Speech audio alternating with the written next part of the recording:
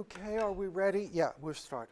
Okay, so I've talked now about the early Marx and the discussion of alienation, and I'd like to move now to the mature Marx, and in particular to the position which was the basis of the general development of Marxism after that.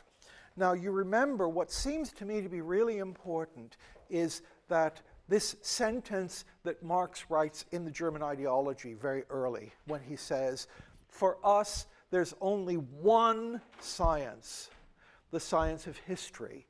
And that assumption is one that continues. He's extremely keen on the idea that so to say there's only one science is not to say that you can't, as it were, abstract certain areas and discuss them by themselves. But in abstracting certain areas and discussing them in themselves, you are abstracting them from their actual bigger context. So you can talk about the economy if you want for Marx. That's a perfectly legitimate object of abstract consideration. But you can't talk about the economy as a completely free, self-standing entity.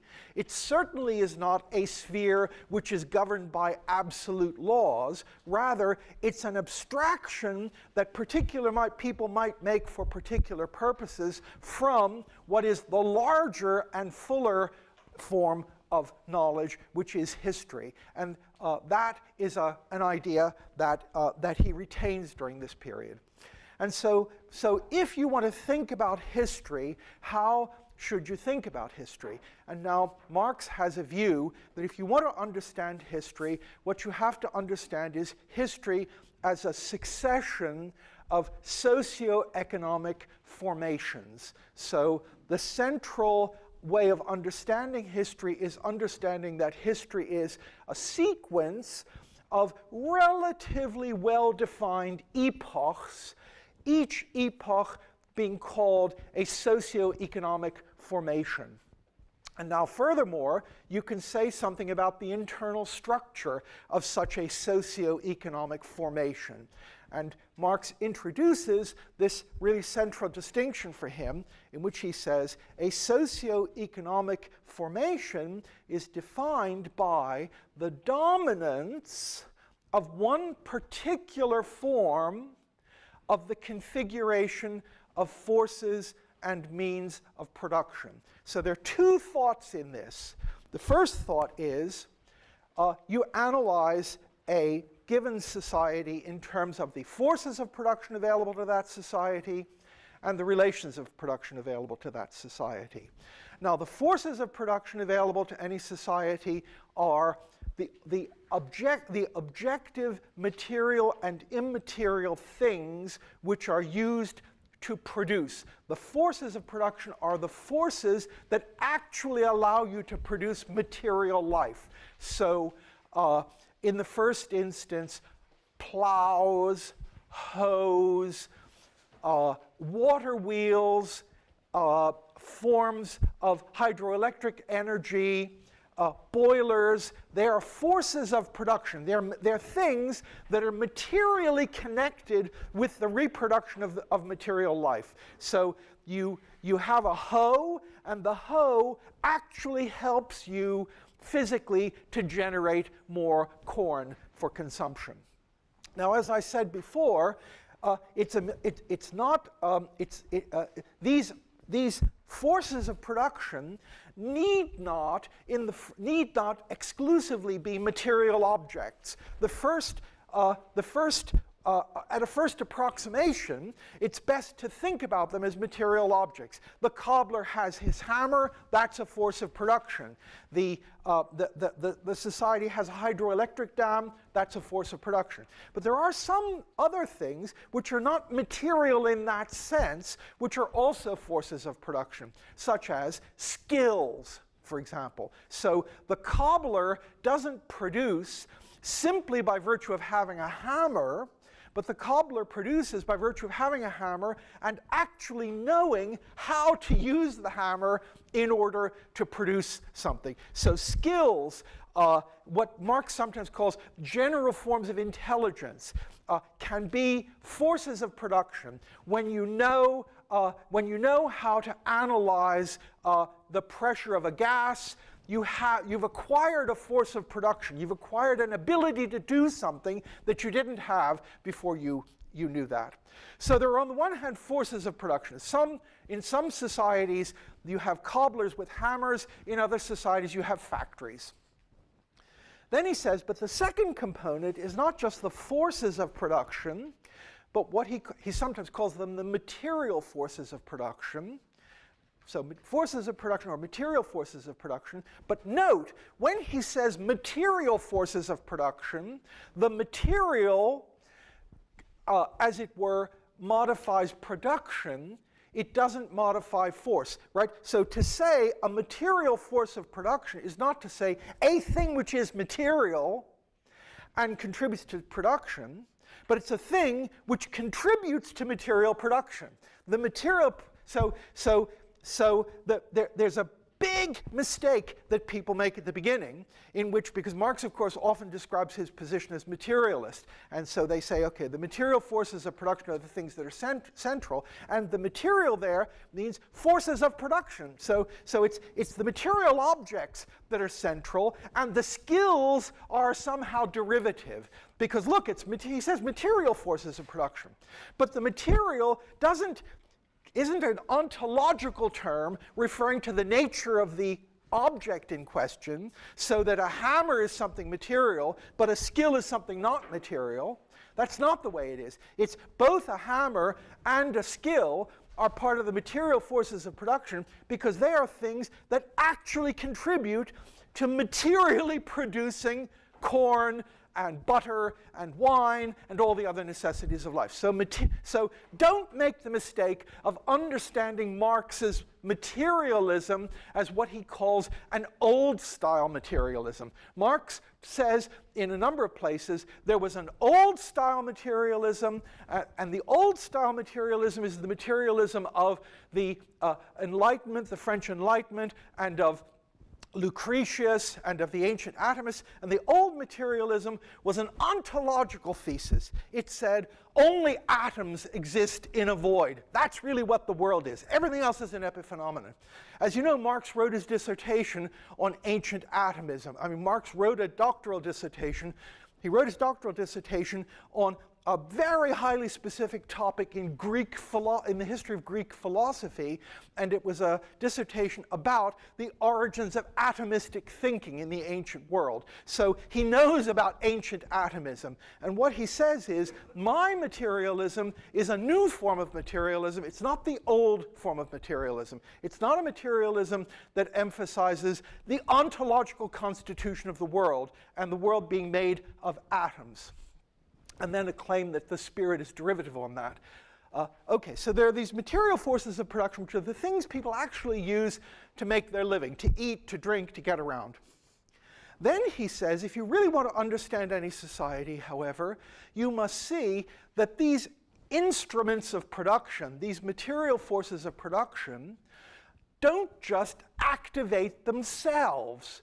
A hammer doesn't just use itself to hammer the nails in to the shoe. These forces of production are forces of production only in relation to people.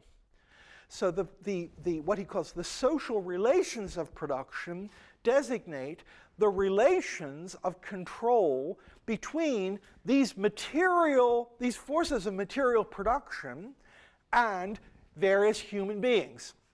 So, for instance, am I a peasant proprietor in the Middle Ages who has an alloidal farm? An alloidal farm is a farm that's free of feudal obligations and is inherited in a particular kind of way. It's just a feudal term. So here I am. I'm living in some place in the Schwarzwald, right? And I've got my alloidal farm. I've got my farm that's not subject to any kind of feudal things.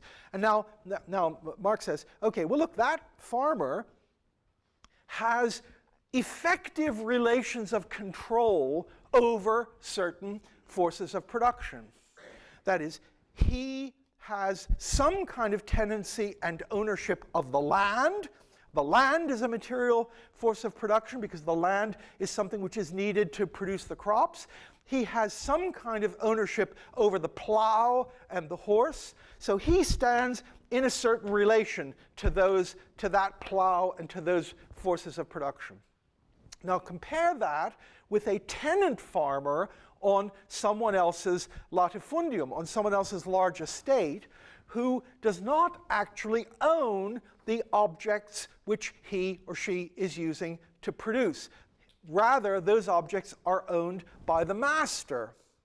So the model is you've got these forces stand in a relation to different kinds of people, and the crucial thing is, what's the relation of control that exists between the people involved and the forces of production involved? And the particular configuration of relations of ownership or control that exist between the people and the forces are what's called the relations of production. So if you have a society that's composed of independent peasant farmers, suppose you had that, that would be one kind of social formation, a socioeconomical formation, because there'd be a certain kind of hoe and a certain kind of harrow and a certain kind of plow that was used there, and there'd be a certain relation between the people and those objects. Namely, every peasant on his farm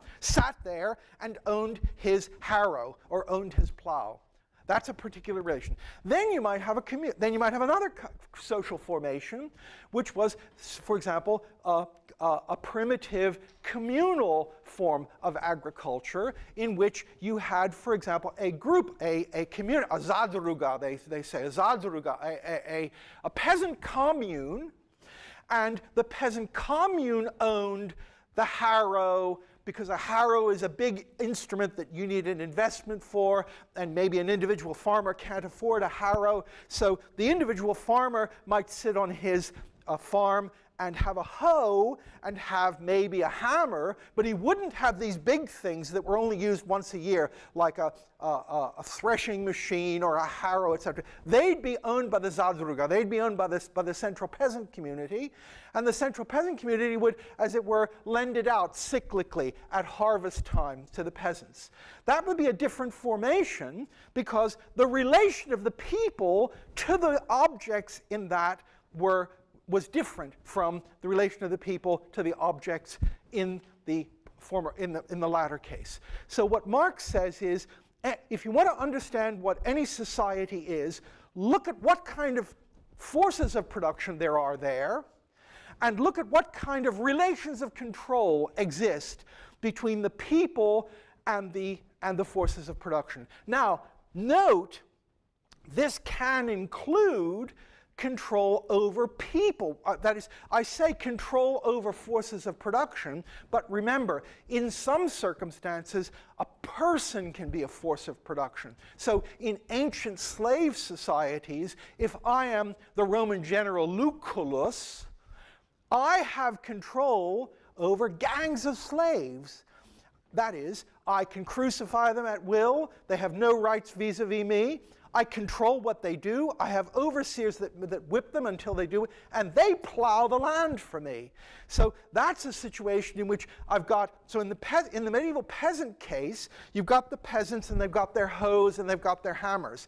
In the ancient case, you've got Lucullus, you've got some free tenants perhaps, but you've also got slaves, and the slaves themselves are, as it were, like beasts of burden. They're like the horses. So in the Middle Ages, the peasant might own an ox and control the ox and use the ox to cultivate the land. In a slave society, you might own you might own the slaves and use the slaves to cultivate the land, right? So to understand a society, understand the forces of production and the relations of production. Now, second, Marx also thinks that understanding that is a good beginning, but it's not enough, because there are different possible relations between the forces of production and the relations of production. There are different possible ways in which those two things can be related to each other.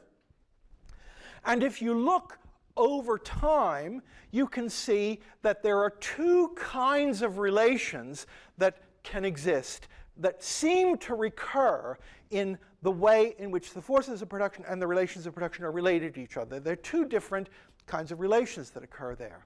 Namely, sometimes you can see that the particular social structure, the particular way in which the factors of production or the forces of production are distributed and owned, sometimes you can see that that is really efficient. That's the best way to use these forces of production. So sometimes there's what he will say, using this Hegelian dialectical terminology, there's a kind of coherence or consistency between the relations of production and the forces of production. That is, if you have a small peasant society and you don't have any machinery and trade is not very well developed, and you have the peasants mostly making their tools themselves, then it makes sense to say the individual peasant makes his hammer and owns his hammer and uses the hammer, and that's a reasonable thing. Now suddenly, if you have a development in the agricultural techniques so that the peasants are no longer just using hoes and hammers, but there are really complicated, hugely expensive mechanical devices that they use. So suddenly, instead of the peasant pulling his tomatoes, you have grain threshers that cost 300,000 pounds and are used only once a year. Then a form of organization which doesn't allow the peasants to pool their resources and have some kind of joint ownership over these big things isn't the most efficient way to do things. So there are relations between the forces of production and the relations of production that are harmonious. That is, the relations of production are the kinds of things which allow the forces to be deployed efficiently. Now, remember too, there's another part behind this, which is there's also a teleological direction to this. That is, the teleology behind this is that, as it were, the forces of production have a tendency to grow and expand. That, as it were, it isn't just the model is not, like all Hegelian models, it's not steady state. The model is a historical model. To say it's a historical model is to say things are always changing. But they're not changing at random. They're changing in a certain direction. And what Marx thinks is the natural, of course you can have wars, you can have various things that disrupt this, but the natural tendency is a tendency for the forces of production to expand. The peasant makes a better hammer. They invent the steam engine. There's a tendency for these forces to expand. And then you can think of you can think then of each particular epoch, which is a conjunction of a set of forces of production and a set of relations of production. You can think of that as directed toward, you can think of it teleologically as directed toward maximization of utilization of those forces. So you've got relations of production, you've got forces of production, and the forces of production are moving and have an internal, the kind of Spinozist view, have a kind of internal conatus moving in the direction of expanding. Now, the relations of production might be harmonious with that. That is, the relations of production might allow the forces of production to expand. And then you have a period of relative stability and harmony. However, now comes another crucial difference. Marx thinks that there's no set of relations of production that have the property that they have an ability to allow infinite growth of the forces of production. So this is really contrary to the idea that you find in economics, that if you have a free mark at if you have an appropriately neoliberal system, that neoliberal system of relations of production is compatible with an infinite increase in the productive powers. So Marx denies that. It's not the case that you can find some set of relations of production, or at least historically it hasn't been the case that any form of relations of production was infinite in its capacity. None of them was compatible with infinite growth.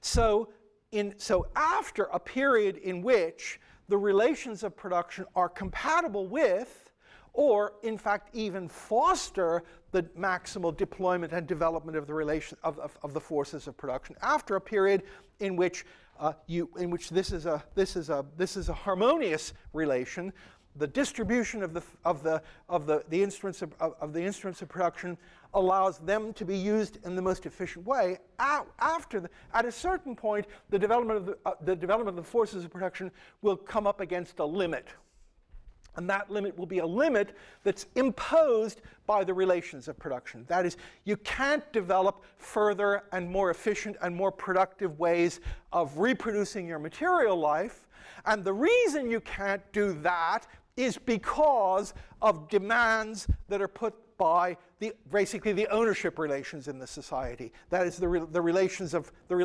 production. I can't deploy the new technology because the new technology is patented by a corporation, and I must pay the corporation what they take to be an appropriate rate of profit for me to get this. So although if I had this new technology I could produce much more, there's a limit to the extent to which I can produce more, and that limit is a limit that's imposed by, not by the forces of production themselves, but by the relations of production. Here I am, the peasant. I could use this new, suppose one of these chemical companies develops a new seed of some kind, right? And now suppose it isn't just a way of them trying to get control of the world, which is the truth, but suppose it, now if I had that seed, I could actually be more productive. But I can't have that seed, and the reason I can't have that seed, that is I can't be more productive, the reason I can't do that is not because of something having to do with an inherent limit to my mechanical abilities, but something having to do with the distribution of control over resources in the society. Namely, that I can only get that seed if I pay this chemical company an exorbitant fee for this, because they own the patent of it. So that's the model. So history, Marx says, is a succession of stages in which there's a kind of rough harmony between the relations of production and the forces of production. That harmony is a harmony which allows the maximal development of the forces of production, and situations in which the development of the forces of production outruns the possibility of their actual productive employment, and it outruns the possibility of that productive employment because the relations of production, that is the control and ownership conditions, limited in one way or another. So history is a succession of these phases. Now, note, as I said, this is the first approximation, and as a second approximation, Marx says, if you actually think about historical society, so he says, there are slave societies, there are feudal societies, there are capitalist societies. A slave society is a society in which there are certain forces of production. Human beings are forces of production, and there are certain relations. And that means that the masters control the slaves. The slaves have no power. The slaves have no rights, have no legal standing, and they're used as relations of production. Feudal society, you have peasants on their proprietary land who are subject to feudal dues and have their objects of production conditional upon satisfying the feudal dues. capitalist society, you have no feudal dues, you have a landless proletariat who has nothing to sell except its labor power, and you have owners of machines and industrial plants who employ them, and they are different things. Now, of course, Marx wasn't stupid, and he didn't think that you, as it were, found pure slave societies. That is, this is a model for understanding history, but he didn't think that everyone in the ancient world was a slave or a master. There were, of course, even in the Roman Republic, there were slaves, there were some independent farmers still, there were all sorts of quasi-feudal relations between things. So an actual society will be a kind of teppich, a kind of carpet containing a number of different ways in which the relations and the forces of production are organized. So in the ancient world, there will be slaves, there'll be free people, there'll be freeholders, there'll be tenant farmers, there'll be a lot of different sorts of things.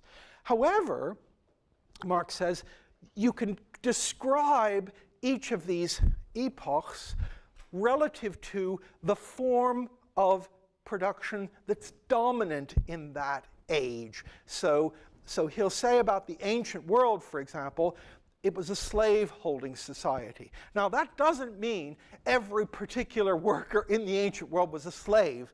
It doesn't mean that. It means there, of course, were some free landholders, but somehow the form of economic organization, which is slavery, was the dominant form in that configuration. And similarly, of course, in a capitalist society in the 19th century, you still have the occasional farmer who is living a pre-capitalist life. You know, maybe someone in the Schwarzwald there has, some happy peasant in the Schwarzwald sitting up there in St.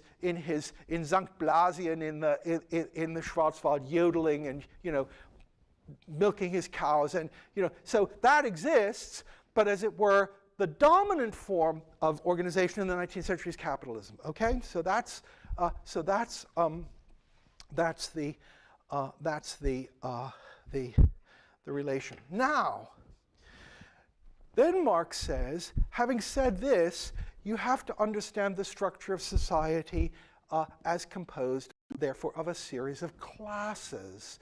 And now it's really important to see that, well, two things. One is Marx does not define class. As you know, he breaks off the analysis of Capital. There were supposed to be 3 volumes of Capital. He published the first volume. He didn't publish the second. He didn't publish the third. And he breaks off the manuscript just at the point at which he was going to define what a class was. So there isn't any archetypical text there which talks about a class. However, I'm sorry, I don't mean to be condescending to you, but it's important to see that class for Marx is not identical with the modern use of the term class, right? The modern use of the term class has to do with a certain kind of sociological sense of belonging to certain privileged or non-privileged groups. It's connected to forms of self-identification.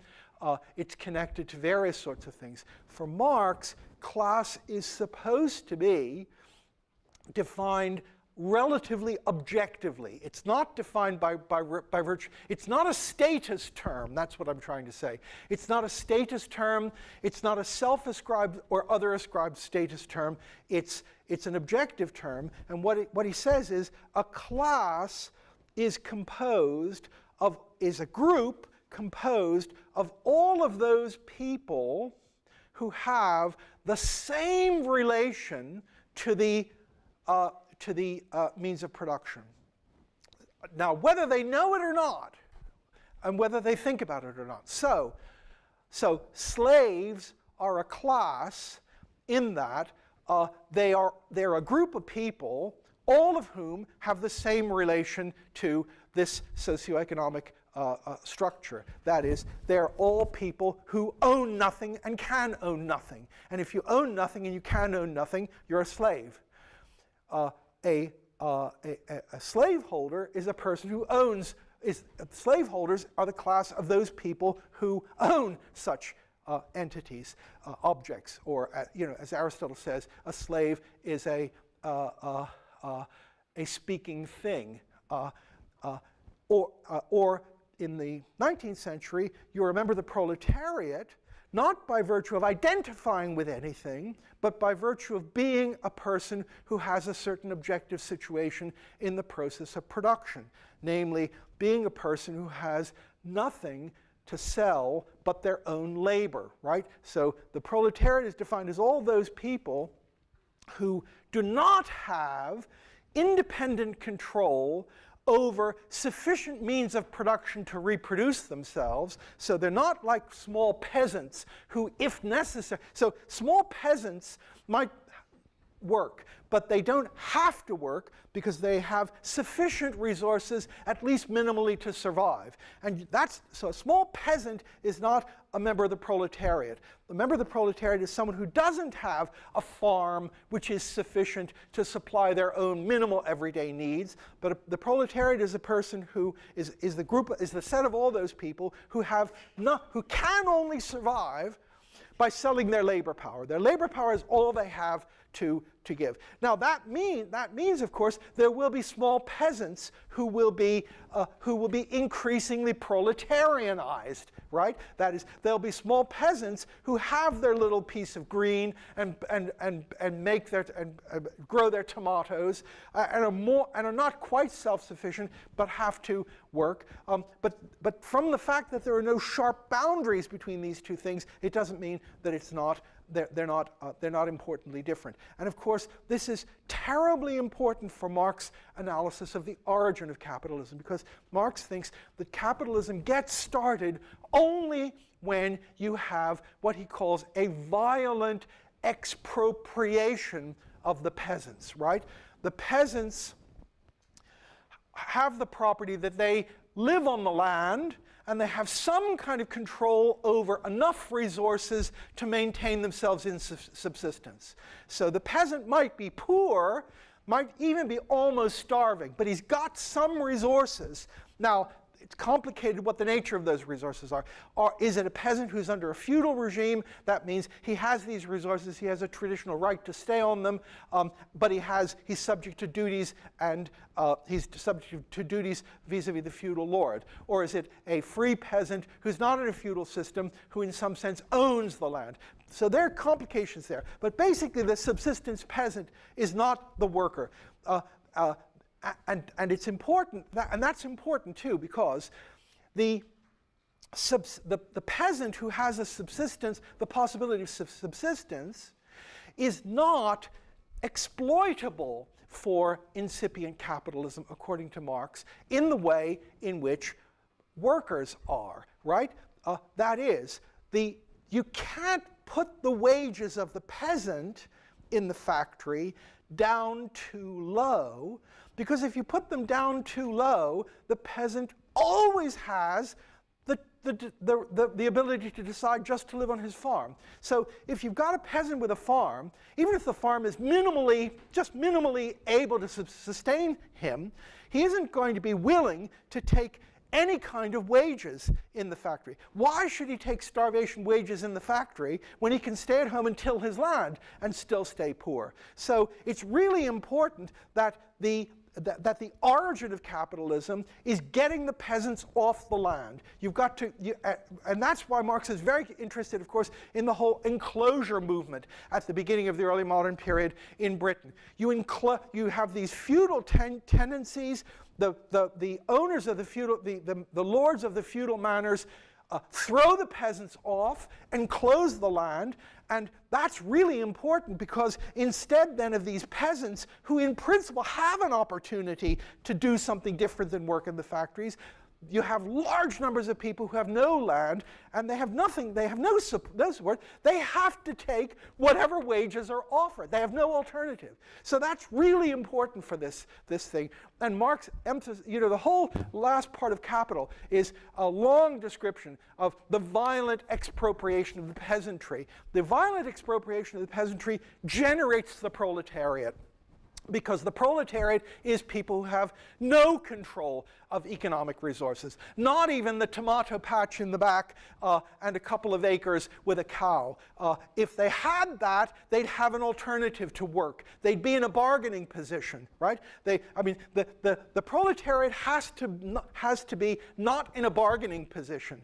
If you've got peasants who have these plots, they can hold out for a while and strike. Maybe they can't live forever, but they can hold out for a couple of months eating tomatoes and courgette. Or whatever, potatoes and rice. And so therefore, so as Marx says, capitalism depends on the existence of a proletariat, and as he says, the proletariat is the group of people who are free, namely free of feudal obligations, but also free of feudal rights, and free of control over any forces of production that would be sufficient to allow them to maintain themselves in existence apart from their labor power. So, and so that's the other side of the freedom of contract that he talks about. So the members of the proletariat are, one, they're not under feudal obligations. Because they're not under feudal obligations, they can make any contract they want, right? So the freedom from feudal obligations is at the same time freedom of contract. They don't have to work for the lord of the manor 2 days a week. They're free to make whatever arrangements they want. But they're free to make whatever arrangements they want under the conditions that all of their land has been taken away from them, and they have no alternative to survival but to take the conditions that they can agree on with the thing. So there are two sides with the employer. So there are two sides of this concept. Okay.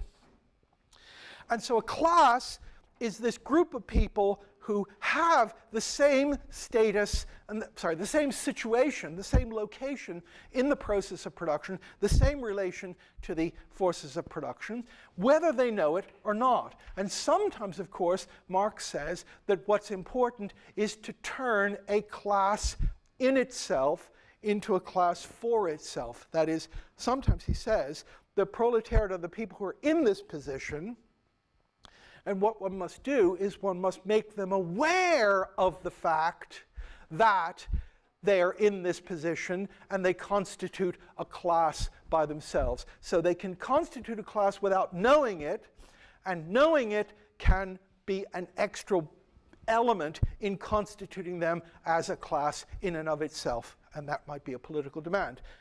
Okay, now, there are a couple of misunderstandings here now I want to talk about. So remember that when Marx talks about private, there are two misunderstandings that it's important to avoid. One is the misunderstanding that Marx is in some sense against private property, because the term private property is, for him, ambiguous. And it's important to see that there's a big ideological disagreement here. That is, liberals tend to assume that private property must mean one thing, and it's important for Marx that it can mean two different kinds of things. And so only if you understand why it can mean two different things will you understand what's going on. So when Marx talks about private property and the abolition of private property, he does not mean the abolition of individuals owning objects which they use. So any object which I use is not... So he has no objection to people having control of, that is, owning, any object that they actually use themselves. So when he talks about the abolition of private property, he doesn't mean that people will come in and take my toothbrush away from me, or take my word processor away from me, or take my desk away from me. These are immediate objects which I use for doing various sorts of things. When he talks about private property, he means specifically private property in the private ownership of the means of production which can be used to extract surplus value. So private ownership, so for him, the idea for liberalism, but liberalism mushes this distinction together. So for liberalism, there's only one notion of private property, and that is, I've got my toothbrush, and my toothbrush is mine. And then I've got my bicycle, and my bicycle is mine. And then I've got my house, and my house is mine. And then I have my factory, if I had one, and my factory is mine. And now Marx would say, that is an ideological construction. The relation of an individual to an object that he or she uses immediately, and the legal relation of control that I have over an industrial plant, where that industrial plant employs other people to work under conditions in which surplus value is extracted from them and comes to me. They're two different things. There's a gap between the two of them. Just as, I mean, as you know, nowadays, there's just been this horrendous decision by the US Supreme Court, as you know, that freedom of speech means there's no limits to the amount of money that large corporations can spend on political advertising. So the right of free speech moves immediately from the individual to the corporation. So the Constitution of the United States says individuals have the right of free speech. So I'm supposed to be able to say what I want. That's now interpreted as meaning General Motors can buy as many politicians as it wants. It can spend, General Motors as a corporation has the same rights as an individual person. And those rights include free speech. And since General Motors has the same rights to free speech that I do, just as I can take out an advertisement in the newspaper saying, I don't like so-and-so, there's no limits to the amount of money that General Motors can now spend in influencing the political process. So this is a characteristic move on the part of a particular ideology of liberalism. You start with the individual, and you start with certain relations of the individual which seem to have a kind of, I mean, I'm going to speak in a strange way, they seem to be sort of sacred, you know. I mean, nobody wants to have their toothbrush taken away from them, or their book that they've written things down on, and nobody wants not to be able to say anything. So there's a kind of intuitive plausibility to these basic things taken with relation to individuals. And then you move up through an ideological construction, and you construe large corporations who, by no stretch of the imagination, are persons in the sense in which an individual person is a person, and you extend the same thing to that. So Marx would say, when he talks about abolition of private property, he doesn't mean abolition of anyone owning anything. He means abolition of the ability of people to own productive plants, where those productive plants have the property that the people working in the productive plants are not the people who own them. So if I own a complicated productive plant, but I run it myself, suppose I'm some kind of, suppose I'm a painter of some kind, and I've got a big productive plant, and I've got all sorts of things in it, but I'm in there, and I work there. Maybe I even work there with my friends, and we do something. That's not private property in the appropriate sense. It's only private property if there's a discrepancy between the person who owns the thing, the people who actually run the thing, and if the thing is run in such a way that those people are, that surplus value is extracted from those people, which is attributed to the people who have the ownership rights over them. So that's the objection to private property in that sense. Now, there's an argument that you'll find in the analytical literature. It goes back to this man, Robert Nozick, against, which is supposed to be an argument against socialism, which goes like this. Nozick says, imagine a situation in which you have a football player, and the football player is really good. He's better than any other football player. He's Freddie Winston. What's his name? Freddie Flintoff. He's Freddie Flintoff. Freddie Flintoff. He's a big football player. Okay, he's really good. Suppose he's better than any other football players. Why are you smiling at that? I mean, you don't know what's funny about that, which is that my sister-in-law has a cat who's named after Freddie Flintoff. Anyways, so you've got this person, and now Nozick says, suppose you had a society which was completely egalitarian, egalitarian in the sense that everyone had the same income. And now suppose Freddie Flintoff says, I'm only going to play football if those of you who come to see me give me an extra £1 every time you see me play. And now Nozick says, well, at the end of the year, Freddie Flintoff, we would have an egalitarian society at the beginning. Everybody has more or less the same income, same resources. And at the end, Freddie Flintoff would have all of this extra money. And now Nozick says, and what is wrong with that? What exactly is wrong with that?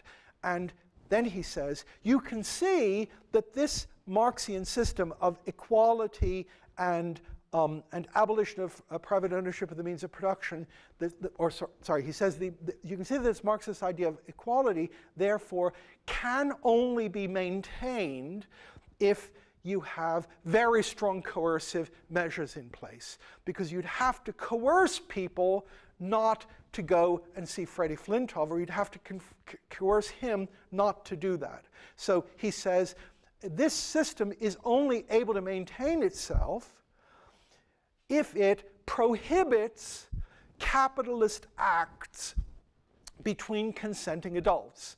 And the capitalist act between consenting adults is my giving an extra £1 to Freddie Flintoff so that I can look at him play. And that is his refutation of this structure. Now, this misses the point completely. This isn't right or wrong. This is just completely irrelevant, because for Marx, this is a discussion of what takes place in the realm of exchange. This is a discussion of what happens when we've got credit units and we exchange credit units for various sorts of things. For Marx, that realm is not the relevant realm for thinking about things at all.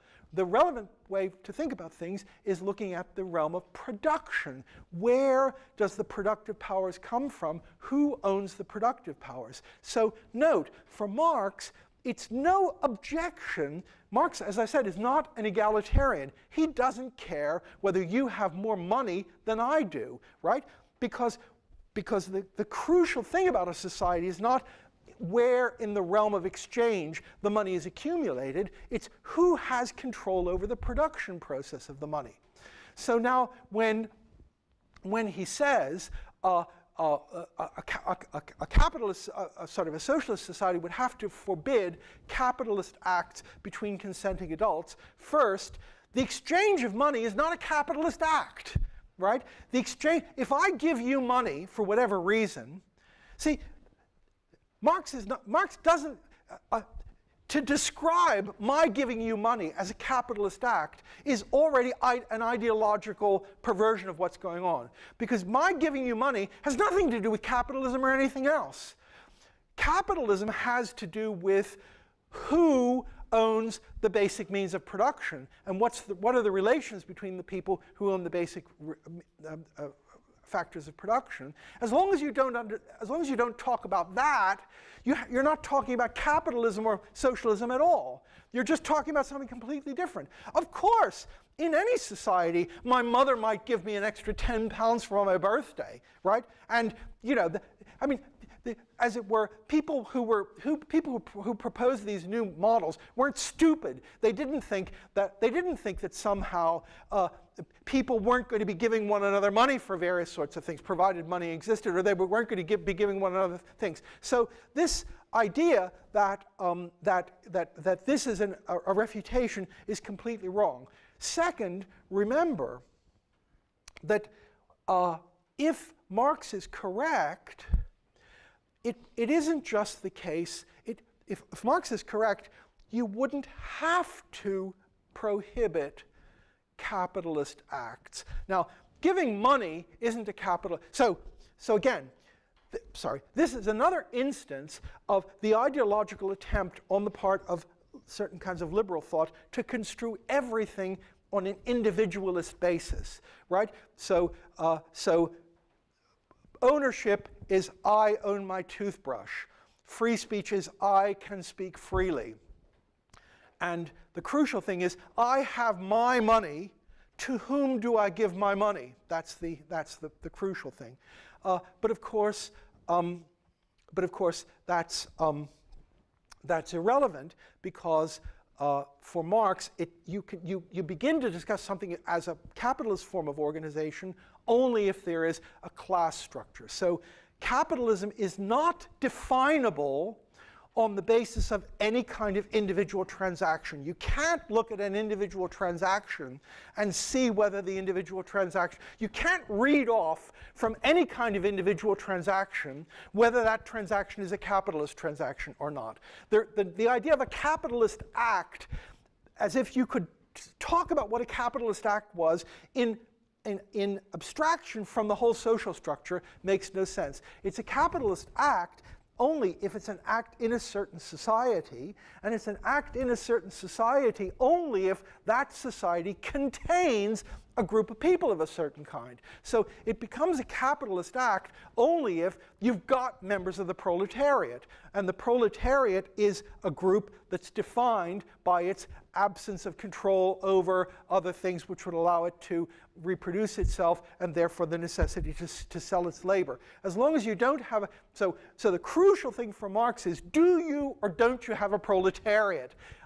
And that's a structural feature about the society. You can't get to that structural feature by looking at any individual transaction that will take place between people. And again, remember, so Marx would say, in a society which wasn't dominated by the capitalist form of economic production, you wouldn't have to forbid people from entering into contracts, right? So Marx in general is against freedom of the contract as the central thought, but he's also against this view that Nozick tries to say, which is that a socialist society would have to forbid free contracts, because his view, which might be wrong, of course, might be wrong, but his view is, no, you wouldn't have to forbid free contracts. In a society with no proletariat, you could have any free contract you wanted. What's wrong with a capitalist society is not that it's got contracts, but it's got contracts between proletarians and people who own capital. And a contract between a member of the proletariat and a member of an owner of capital is not a contract of the same kind as a contract that I might. So I might make a contract to you saying, suppose you play the piano really well, and I might make a contract with you in which I say, you come and play the piano for me, and I'll give you 10 pounds. Nothing wrong with that. That's a different kind of enterprise from an enterprise of a person who is in the situation that Marx thinks the proletariat is in, because you have independent ways of living. You can decide freely whether you want to take 10 pounds and come and play the piano for me or not. You've got alternatives. So yes, you can decide to do it or you cannot decide to do it. The crucial thing for Marx is the proletariat is not in that situation. The proletariat is not in the situation in which they can take it or leave it. So I can offer to give you 10 pounds to come and play music for me. And you can take it or you can leave it. And and you will leave it until I put the price high enough for it to make you worth your while. If I offered you £1, you probably wouldn't come. If I offered you £2,000, you probably would come. Or maybe you'd come anyway for other reasons. You might be friendly or whatever. But in any case, you'd have a choice. The crucial thing for Marx is that capitalism is defined by the existence of this group of people who are the proletariat, and they have no alternative but to sell their labor force, to sell their labor or starve. Now, you will say they do have a choice because they'll have different employers that they can go to. But Marx is of the opinion that one of the few laws of economics you can talk about is that the conditions offered by all the alternative people will not really be any different, that wages will in general fluctuate in a very, very tiny band. So it's true that I can go and work at US Steel, or I can go and work at Bethlehem Steel. So I've got a choice there, but it's a choice which is not a choice at all, because if the economy is actually working, the wages at both of those places will not be interestingly different. So it's a choice. It looks like a choice, but it's not a choice. So that's really important about this.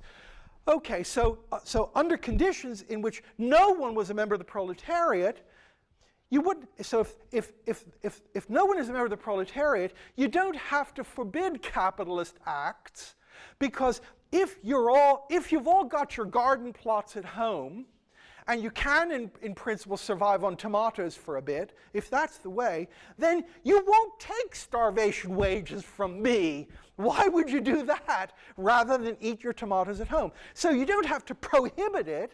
That's why he keeps saying, right? Remember, his model, he contrasts this with the anarchist model. His model is withering away, the withering away of things, not so much the abolition. So his model is, this form of contract will just wither away. It isn't that we have to prohibit it.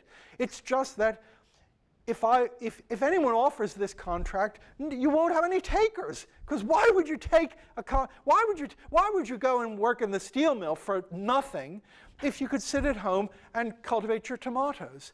And it's only because you don't have that alternative, because you don't have any tomatoes at home, that you've got to do it. So you wouldn't have to prohibit it. It would just wither away because no one would do it anymore. Because people aren't stupid. They don't voluntarily go and work for starvation wages if they have any reasonable alternative. So this argument, this Nozick argument, is really good because it shows you a deep structure of ideological. So for Marx, it's always history is first, and look at the whole. Don't look at the individual action. And for this kind of liberalism, it's always you start with the individual action, you try to build up from there. I'm sorry, I see the next person out there stomping in front of the door, so I've got to stop now. So tomorrow's the last one here at 12:30. I'll talk about surplus value, use value, exchange value, and related things. And then I'm free.